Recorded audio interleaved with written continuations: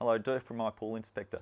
Now, dealing with boundary barriers under the 1993 and the 1986 standards, we've got to be dealing with what happens on the approach side of the fence, so normally on your neighbour's side. So if we imagine a pool's over the other side of this fence, from the top of the boundary on the outside into your neighbour's property, you need to have a 1200 mil clear span where there can be nothing climbable. So nothing climbable means branches that are greater than 10 mil, these horizontal rails.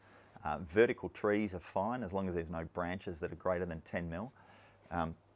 But in this situation here, these rails are not going to comply. So what you're going to need to do is negotiate with your neighbours. If you get on with them well, you're fine.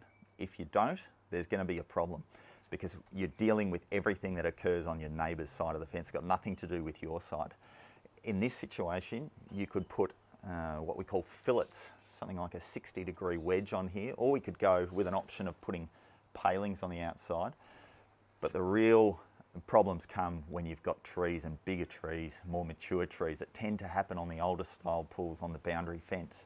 So number one tip, try and be nice as possible. The beer economy works well in this space. Try and be nice with your neighbours. If that doesn't work, the only option you've got really is to either go all the way up to 2.4 metres in height with your fence from the approach side, from your neighbour's side again.